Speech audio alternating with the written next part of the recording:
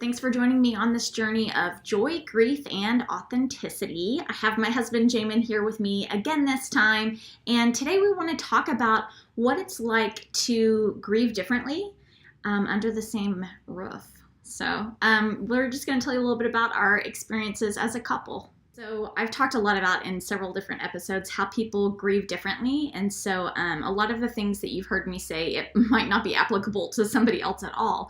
So my husband and I are two totally different people, and through our grieving process, grieving the loss of our baby girl Hollis, it's just been different for both of us. And so Jamin, tell us a little bit about how you feel like the two of us have grieved differently. I feel like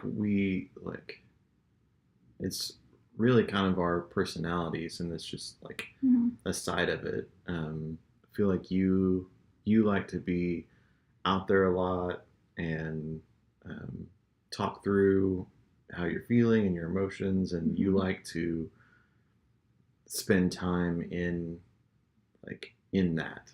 And I'm kind of the opposite. I don't want to be out there a whole lot of times. And do you mean out there publicly or like with other people? Yeah, I mean just like publicly, or even just in conversations with us. Like on a weekend, you might want to spend a lot of time thinking about things and processing through them and talking about them and stuff like that. And whereas I might be looking for a distraction. Yeah. To so that I can give myself a breather from thinking about it, whereas you like to dive further into thinking about it. Yeah, for sure. Like writing. I write a lot about it. I talk about a lot about it here. Yeah. What has been the most helpful thing that I, as your wife, have done for you as we've tried to grieve together, again, under the same roof with two totally different types of needs? I think probably just giving me the space to grieve the way that I would. Like, you check on me and everything like that, but you understand that sometimes it was not helpful for me to talk about it on a certain day, or to have to be in that. And like, you like to go to support groups and things like that, and I don't really think that that'd be that helpful for me. And you're okay with me not seeking the same types of therapy that you do. Yeah, we've been to even kind of like a memorial event, I guess you could say, with the hospital where Hollis died, and it was hard for both of us. It was more meaningful to me, or more helpful for me, that's the right word, than it was for you. And we knew as we left, we clearly knew this was not an event for us as a couple.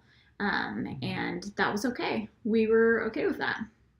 Okay, so now be honest with me about the most unhelpful thing that I've done. There have been times where you've really needed to talk about it a lot when I wasn't feeling up to it. And those are difficult. It's a difficult space to walk into.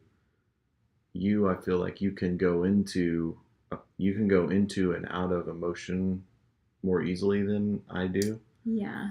And so you can be sad and be really sad, and then kind of turn it around a couple hours later, be happy and okay.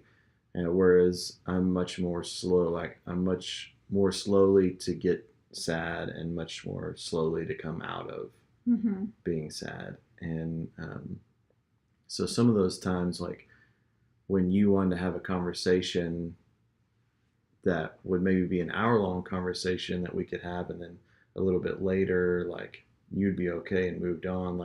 For me to have that conversation it cost you more. It's 4 or 5 hours of being in that. Yeah. That's a really good observation, and I hadn't even really thought of that either.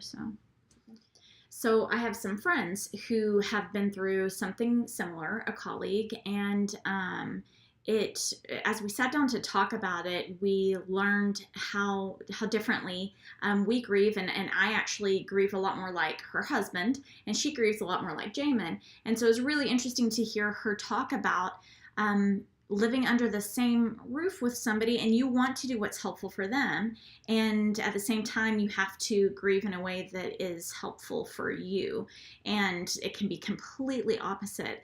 And one of the best examples I thought that she really gave me was how um, when people gave sympathy cards to them, her husband loved to display them, and it really meant a lot to him and it was really meaningful, and he wanted to have them out on the mantle. And for her, it was really painful, and she was still on maternity leave, and she had to look at them all day long, and it was not helpful for her. I think it's especially interesting because people will tell us, and they'll tell both of us at the same time, standing right next to each other, that you do whatever you need to do. And I don't know if I agree with that, because whenever you're living with somebody that you care so much about and they are grieving and they are hurting, the last thing you want to do is do something to increase the pain that they already have. So, Jamin, what do you think has given us as a couple a lot of hope and joy over the past year? What has kind of been the saving grace for us as a couple, you think? Well, I think God kind of sustains you through stuff like this, and so you have like that aspect of it, but I think you also have to kind of get past yourself and take on stuff that could push you either way and turn that stuff into positive things. Like we've had family and friends who have, got pregnant and have had babies and things like that. And I think you have to face that, and you can either focus on yourself through it and it make you upset with them and fracture that relationship, or you can force yourself to find that joy in it for them and be happy for other people.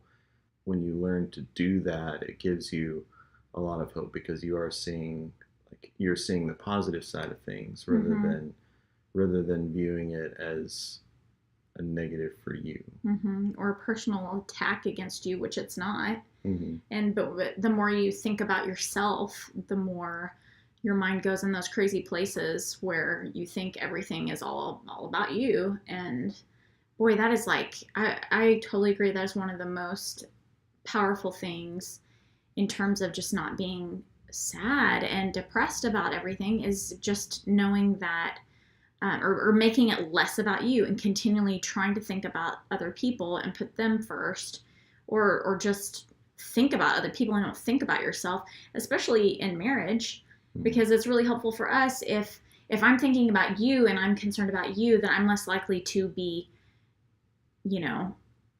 moping around in my own sadness, because I'm just not that concentrated on myself, not that self-centered. That's a good one. Okay, so what advice do you have for families who are grieving all at the same time, all under the same roof? I know for us, it's just the two of us, so that's kind of all we have to consider, but some families have other kids in the family. They might have a parent living with them too. How do you do that? How do you, but also really consider the other people in your life? You have to give people the space to do their own thing when they need to, and understand that they're going to have bad days and they're going to have good days, and you kind of have to be okay with that. And I think you have to understand that the people that you're actually living with are going to be some of the only ones with real perspective on things. I think a lot of times people will tell you, well, kind of like you said earlier, people give the advice of like, you do whatever you have to do, you do whatever is good for you. And a lot of times the people that you're living with are the only people that are going to tell you no. Mm-hmm. Yeah. And so I think you have to remind yourself when stuff like that happens that they have a perspective that other people don't. Yeah. And so when they say something isn't a good idea, or push you in a direction that maybe you didn't want to go, even though you're hearing from everybody else that it's fine, they probably have a better gauge in a lot of instances. What's really healthy for you. Yeah. Tell them about how, well, after Hollis died, people they would say, like, do whatever you need to do. And every time I mentioned different things, people would be like, yeah, do it, do whatever you want. And after a while, Jamin had said, I'm a little worried because I'm the only person that will tell you no. And people are advising you to go do things that might not be a good idea. And one of those things being our puppy, Maggie the Moodle. And we're grateful for her, but I think it was one of those moments where we were like, okay, we have to take this really seriously, and you can't just say yes to anything just because you feel like it in that moment. Yeah, Jamin was really worried about being the only one to tell me no, and that's kind of the truth, though, for a while there. Yeah, I think it does put your spouse in an awkward situation when they're getting, and people are just trying to be supportive. Yeah. But they're there's nobody pushing the brakes on anything, and everyone's overly encouraging you to pursue stuff that they think will make you happy. Yeah. And so they're coming from a really good place, but then it puts your spouse in an awkward spot. Yeah. Have to be the bad guy.